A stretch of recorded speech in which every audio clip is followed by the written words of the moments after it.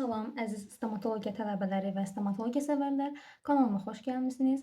Bu mənim YouTube kanalımdakı ilk videom olacaqdır. Kanalımda əsasən, yəni stomatologiya ilə bağlı, stomatoloji əsasən də xəstəliklər haqqında məlumat verməyi planlaşdırıram. Yəni bütün genişliyinə qədər stomatologiyada olan xəstəliklərdən məlumat verməyə çalışacağam. Məlumatları əsasən də DUS kitablarından falan götürəcəm. Orada daha da belə müəmmalı qalan məsələləri aydınlaşdırmağa çalışacağam. Məncə, yəni Türkiyəyə hazırlaşan tələbələr üçün də bu daha çox rahatçılıq təşkil edəcəkdir. İlk videomda əsasən istəyirəm ki, yəni məncə stomatologiyada ən geniş xəstəliklərdən biridir. Yəni pulpit haqqında məlumat vermək istəyirəm. Pulpitdən sonra da bu videomda pulpanın nekrozu haqqında da məlumat verəcəm. Keçid alaq dərsimizə. Deməli, dediyim kimi pulpitin bir sıra formaları vardır ki, reversible, irreversible, hiperplastik və ulserativ. Əsasən Azərbaycan kitablarında daha çox forması var, yəni daha çox formalara bölünübdür, amma yəni belə deyim, bu praktiki kitablarda əsasən də bizim müalicə edə biləcəyimiz müalicə formaları, əsasən bunları nəzərə alaraq formalar ayırd edilir. Keçək ilk öncə reversible-a. Reversible, yəni ingilis dilindən tərcümədə geri dönüşlü, geri dönə bilən pulpit deməkdir. Yəni bu nə deməkdir? Pulpa ümumiyyətlə bu təsir, yəni iltihabı yaradan təsir aradan qaldırıldıqdan sonra geri dönə biləcək şəkildə, yəni geri dönə biləcək qədər iltihablanmış formasıdır. Demək, deyirik ki, etiologiyası nə ola bilər, yəni mənşəyi nə ola bilər? Deyirik, karies, ortaya çıxan dentin, müalicələr və ya restavrasiyalarda istifadə edilən materiallara görə məruz qalır kimyəvi, mexaniki və ya mikrobial stimullara, nəticədə bu reversible pulpit yaranır. Yaranan dəyişikliklər deyirik ki, yəni iltihab başladıqda burada vazodilatasiyanı görürük və vazodilatasiya nəticəsində də qan axını artır. Bilirik ki, yəni pulpa sərt toxuma ilə əhatələnmişdir. Buradakı pulpa artıq yəni təzyiqi artmış olur. Buradakı periferik reseptorların ağrı həddi aşağı enir və nəticədə dentində biz həssasiyyəti görə bilirik. Daha sonra deyirik ki, pulpa bu stimullara qarşı A liflərinin xəbərdarlıq edilməsi nəticəsində kəskin və qısa müddətli ağrı ilə cavab reaksiyası vermiş olur. Sual oluna bilər ki, bəs A liflər nədir? A lifləri orqanizmimizdən beyinə siqnal ötürməkdə əsasən iştirak edirlər. Bu, yəni ağrı, toxunma, təzyiq, əzələ kontrolu kimi müxtəlif hisslərin daşınmasıdır ki, əsasən bu prosesləri yerinə yetirirlər. Daha sonra demək, vitallıq testlərinə gəldikdə deyirik ki, yəni vitallıq testlərinə daha aşağı cərəyanda cavab reaksiyası verir pulpa. İsti və soyuq qıcıqlara qarşı yenə də qısa müddətli bir ağrı yarana bilir. Perkusiya və palpasiyası normal olur. Rentgen görüntüsündə də deyirik ki, periodontal aralıqda hər şey normal görünür. Yəni heç bir problem olmur. Yəni yenə də dediyimiz kimi, təsir əgər aradan qalxsa, buradakı iltihab da həll olunmuş olur. Bəs bu yaranan ağrıları necə aradan qaldıra bilərik? Bu yaranan ağrıları aradan qaldırmaq üçün deyirik ki, öz təsirlərini TRPV1 şəklində yazılır ki, bu da transient receptor potential valloid 1 aktiv edərək göstərən kapsaisin və ya evgenol istifadə edilə bilər.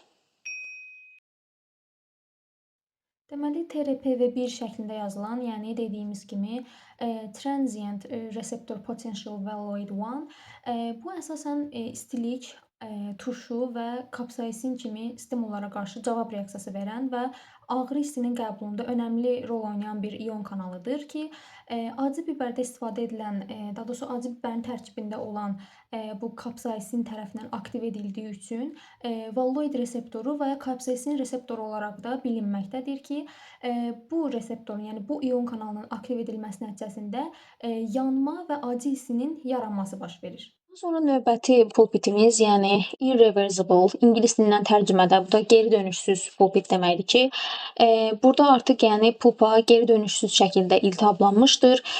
Etiologiyası, yəni reversible pulpitdə olduğu kimidir, yəni eynidir. Lakin burada belə deyək, reversible pulpitdən fərqli olaraq yaradan təsir ortadan qaldırılsa belə pulpa yaxşılaşmadığına görə Bu diaqnoz qoyulduqdan sonrakı artıq yəni bu irreversible pulpitdir.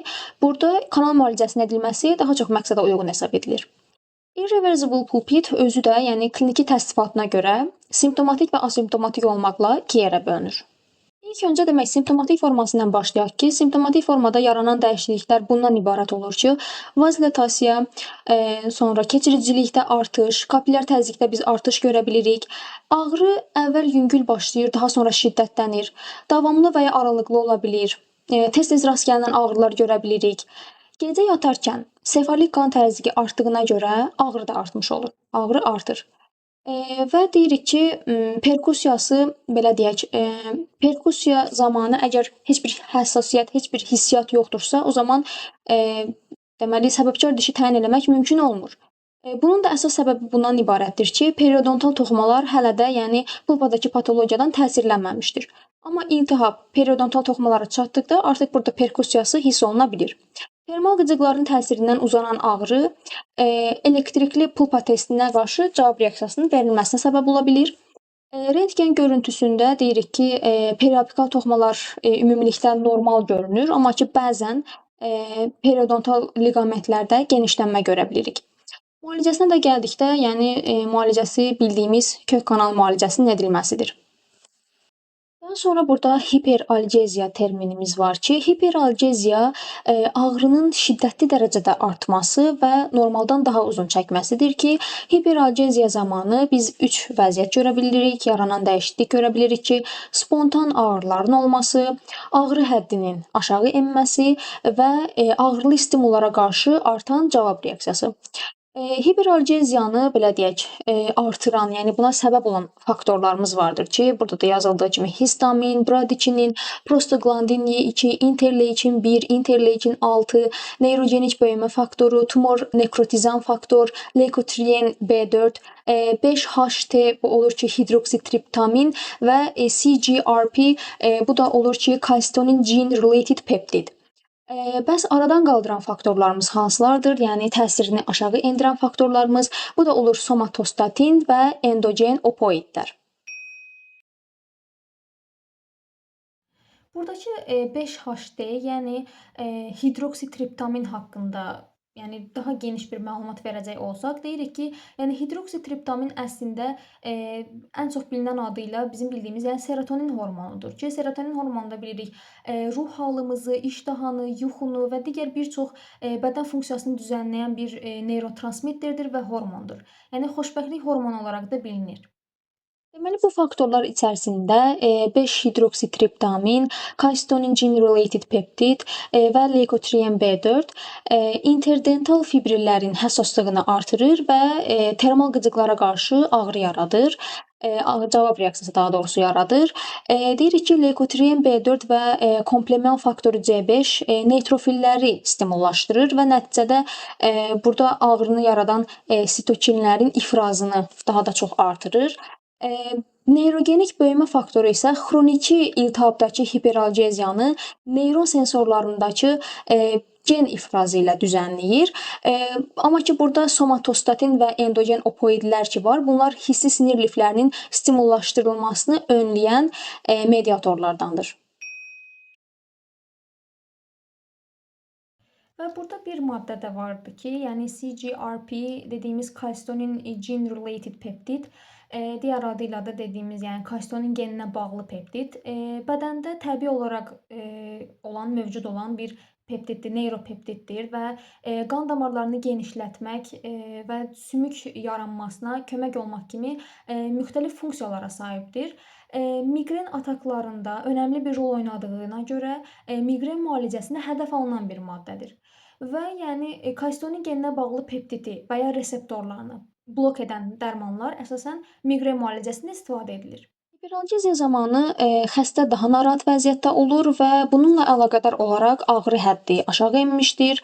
Daha sonra deyirik ki, iltihablaşmış pulpadakı sinirlərin stimullaşması aşağı enir, stimullaşma hədləri aşağı enir. pH-ın aşağı düşməsi ilə əlaqədar olaraq sinir membranına penetrasiya olan bu anestetik maddələrin miqdarı aşağı enir. Daha sonra yəni anestezik məhlulların keçişini əngəlləyən tetradotoksin müqavimətli natrium kanallarının sayı artır və bütün bunlarla bağlı olaraq, yəni şərti olaraq çata biləcək olan anesteziklərin dərinliyinə bu mənfi təsir göstərir. Daha sonra gəlirik ki, irreversible pulpitin asimptomatik formasına. Asimptomatik formanın özü, yəni ulserativ və hiperplastik formalara bölünür. Ulserativ pulpit, yəni dediyimiz kimi, yəni pulpanın xaricində nekrotik ulser təbəqəsinin altında sıx leykosit, bunun da altında artan fibroblastlar və kollagen liflərinin olması gözlənilir. Ulserativ toxuma apikal foramen, yəni zirvə dəliyinə qədər irəliləyir və periodontal liqamentə çatır. Lakin buradakı qan və limfa damarlarına görə periapikal sahəyə keçməmiş olur. Vitallıq testlərinə gec və uzanmış cavab reaksiyaları gözlənilir. Rentgen görüntüsündə, yəni periapikal toxuma normal görünür. Ümumiyyətlə burada yəni pulpa otağı açılmış vəziyyətdə olur. Pulpa daxili təzyiq olmadığına görə ağrılar ya azalmış olur, ya da ki, ümumiyyətlə yox olur, olmur. Yəni müalicəsi də ki, heç yəni bildiyimiz kök kanal müalicəsidir. Daha sonra gəlirik ki, hiperplastik pulpitə ki, buna yəni qranulomatoz pulpit və ya pulpa polipi də deyilməkdədir. Bu zaman deyirik ki, yəni yaranan dəyişikliklər bundan ibarət olur ki, kariesə məruz qalmış xroniki iltihablı pulpanın karies boşluğuna doğru böyüməsi, yəni hiperplaziyası ilə xarakterizə olunur. Və burada əsasən də daha çox hallarda pulpa toxumasının müqavimətinin yüksək olduğu və geniş karies lezyonlarının hiperplastik toxuma proliferasiyasına sərbəstcə icazə verdiyi vəziyyətlərdə əsasən də gözlənilir. Polip burada, yəni başlanğıc mərhələdə əsasən qranulyasiya toxuması quruluşundadır və pulpa otağından çölə çıxan çəhrayı qırmızı rəngli dairəvi bir toxuma şəklində görsənir.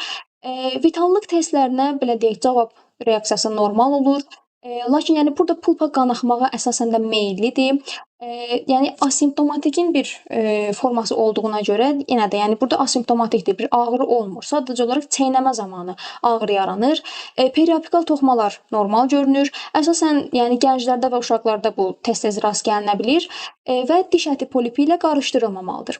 Müalicə üsullarına gəldikdə, əgər ki, diş kökünün, yəni ucunun formalaşması tamamlanmışdırsa və pulpadakı qanaxma nəzarət edilə bilirsə, yəni kontrol altındadırsa, o zaman pulpotomiya yoxlanılmalıdır.